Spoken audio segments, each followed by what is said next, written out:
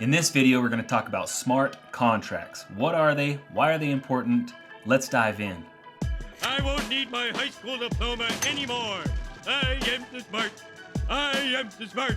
Welcome everybody, this is Darian with Crypto Cure. Please consider liking and subscribing. It's free to show your support. I really appreciate it. Let's jump into the juice. Let's get juicy. So what is a smart contract? Investopia says a smart contract is a self-executing contract with the terms of the agreement between buyer and seller being directly written into the lines of code. You can think of a smart contract like a piece of software that is programmed into the internet that can't change and is free from censorship. It's not necessarily free to use. The reason it's free from censorship is because you gotta pay with the native token to use that smart contract. Ethereum is one of the biggest smart contract platforms. Ethereum mainnet has a lot of smart contracts written on top of it. And the reason it's so valuable is because different tokens can create their smart contracts on top of that. Hundreds of programs are being built on the smart contract platform of Ethereum. And there are tons of tokens out there that are built on the Ethereum network. You can see here all these tokens, layer 1s and layer 2s, and different tokens with different use cases that are built on top of the Ethereum network. So you have things like stable coins. A lot of stable coins are built on the Ethereum network. Those are coins tethered to the dollar, so they are one for the US dollar or the native currency of different governments. Other coins like decentralized exchanges or DEXs like Uniswap and 1inch. These are platforms that allow you to trade in and out of tokens without central point of failure or a company that can shut it down or be regulated. It's unregulatable and unchangeable. It's on the internet forever as long as there are nodes holding that network up. A node for cryptocurrency is very similar to a server where it hosts the data and hosts that software, except the node, whoever owns the node gets paid in fees, those transaction fees. So to use these softwares that are decentralized, you generally have to pay in the native currency. So if you're using a decentralized part of the Ethereum network, you'd have to pay with Ethereum, and the nodes that host the network get those transaction fees. Currently, you have miners that hold the network for Ethereum and they get the transaction fees, but as soon as Ethereum 2.0 comes out, they're gonna have nodes that host those servers in the future. And you can check out different videos on proof of work or proof of stake, but that's what it is. Proof of work has mining operations, they have computers that hash the algorithm. Proof of stake has nodes that validate the network. So Ethereum is written on Solidity, which is the coding platform for Ethereum, and the code is unchangeable. So once it's put on the blockchain, you can't go and change it. It can't be diverted. There are other coins that have branched off from Ethereum and even Bitcoin. So Ethereum, you have Ethereum Classic that is branched off from Ethereum. It's basically, they created the same thing, but they fixed all the problems with Ethereum and ran with it. But the community didn't accept it as the new Ethereum. They sometimes use it, but most people use Ethereum for all their transactions because it's where the bulk of the transactions have gone. And it's hard to take away that dominance with something that most people think is just a duplicate copy of it. And maybe they don't know what the actual history of Ethereum Classic is. But Ethereum was originally created and Ethereum Classic branched off trying to fix all the bugs of Ethereum. There are ways to change the code, but you have to have 51% of the mining operations or node operations agree on the new path of that code and change the direction of that code. 51% or more have to agree on the new change for that network for a change to actually take place. So with Bitcoin, it is a blockchain cryptocurrency. It does not have smart contracts written on top of it. So Bitcoin Cash is a hard fork from Bitcoin. Bitcoin SV, which is Bitcoin Satoshi Vision, is a fork from Bitcoin. These forks aim to solve the problem of the previous cryptocurrency, but most people generally stick with the original cryptocurrency that was created. So Bitcoin, they stuck with Bitcoin. They didn't go with all these other ones. Some people use these other ones, but not much. Same thing with Ethereum. And because they have such a network effect, they can get innovative and create different things, like the Lightning Network for Bitcoin allows you to bundle a lot of transactions and get the transactions done faster. Same thing with Ethereum. There's a lot of layer 2s built on Ethereum that help Ethereum's transactions go faster and allow you to transact with Ethereum, but at a cheaper fee rate. Some examples of layer 2s on Ethereum would be Polygon and Arbitrum. Those are two examples that use Ethereum's network for a lot cheaper, but it's built on the Ethereum network. So those are layer 2s.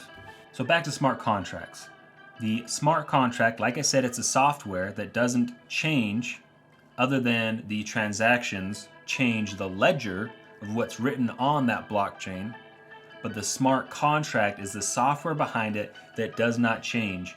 It doesn't have discrepancy. It does a specific set of things consistently. Someone can't go in there and just change the code.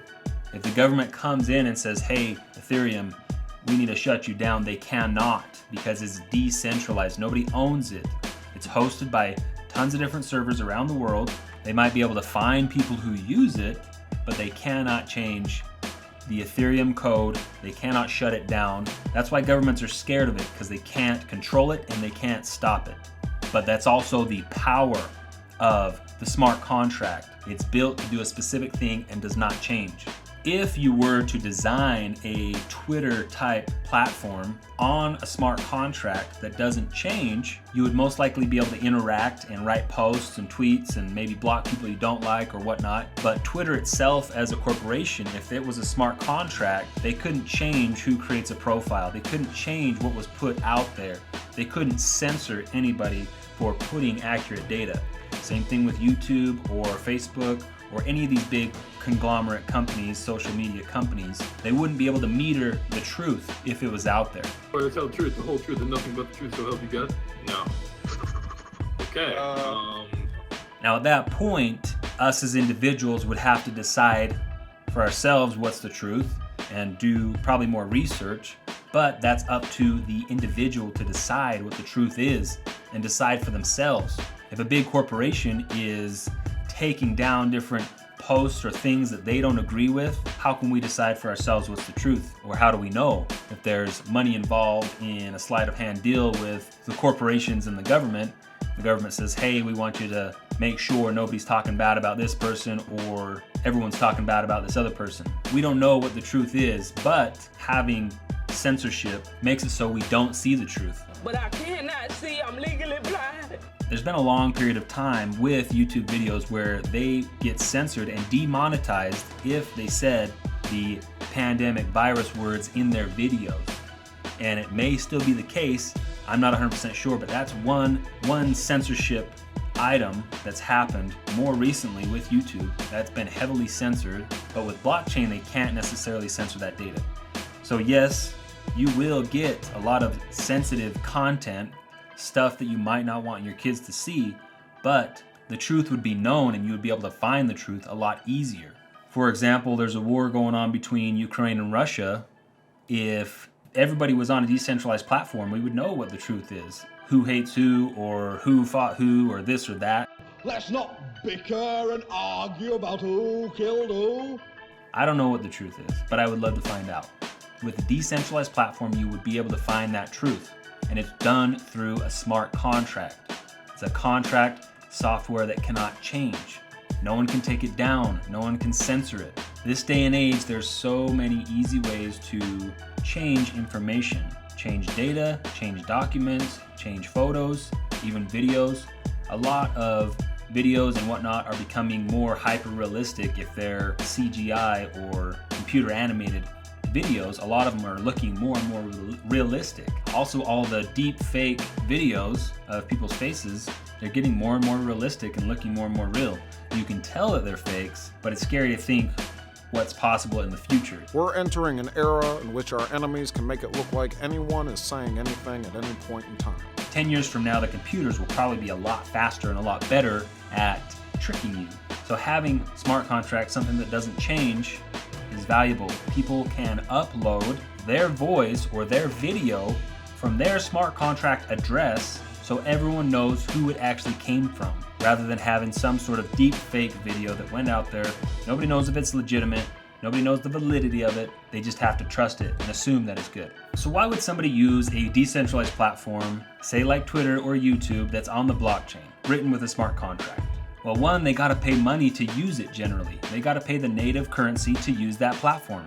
And some of those fees can get really high if that cryptocurrency is not structured properly for onboarding tons and tons of users. Kind of like Ethereum. A lot of the fees are extremely expensive. You'll pay hundreds of dollars for one transaction.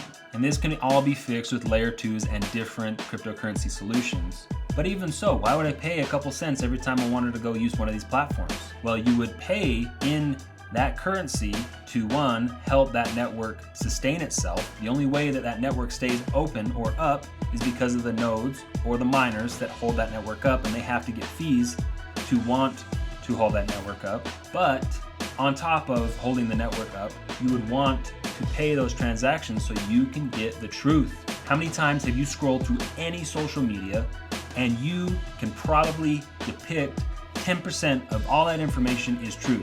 Whether it's a news source, whether it's a friend posting something, you don't really know. But with blockchain smart contracts, you could go in and find the truth of that data, find out who it came from if they made themselves known, and truly know for a fact that that information came from the source. And at that point, everybody would have to hold up their truth and their honor, knowing that that information did come from them.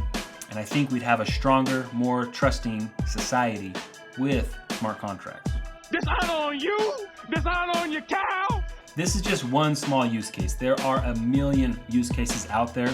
Any type of software that can be written, and there's a ton that have been written on the regular internet and throughout computer history, tons of softwares that have greatly increased our lives. Photoshops, video editing, stock exchanges, crypto exchanges, a lot of software has been written. So any type of software that has been written can be rewritten on the blockchain and unchangeable.